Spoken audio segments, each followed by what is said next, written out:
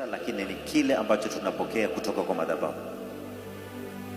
Hii ninasema kwa kujibu huyu na kujibu yule, alafu nitakuongelesha. I'm saying this to answer this one and the other one, then I will come back to you to talk to you. Hakuna mtu ambaye hana sacrifice. Nobody can say that he doesn't have a sacrifice.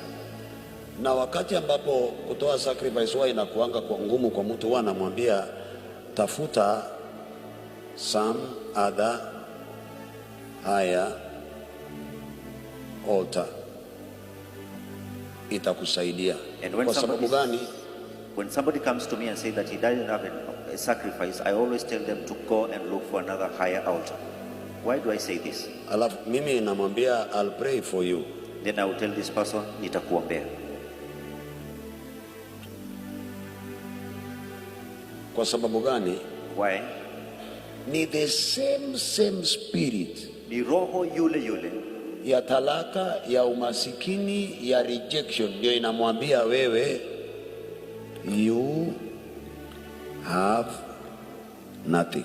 Of poverty, of lack, of lack, that will tell this person that hana pesa yote ya kwenda madhabahu.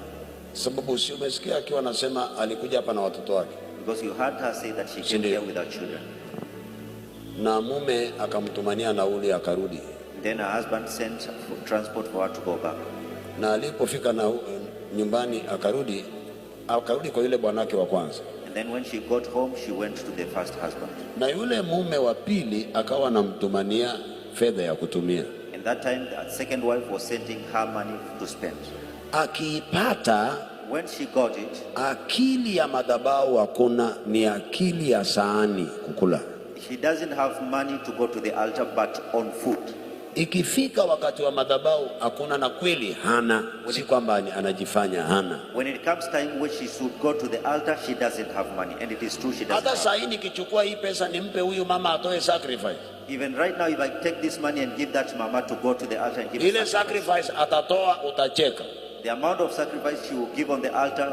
Sababu ile roho ya umaskini itamwambia, 5,000 ni nyingi we. Because the spirit of poverty will tell her, you're giving a lot of money.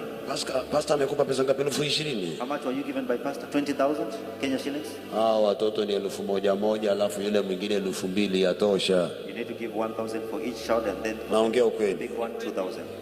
Ni ile the spirit of poverty. Ni ile roho ya umaskini ndio inakwambia hapana. Na ukipata pesa haikupeleki madhabahuni, inakupeleka kwa nguo, kwa mume wa pili, mume wa kwanza, chakula, viatu. Ikiisha ndio unakumbuka madhabahu. When you get the money, you think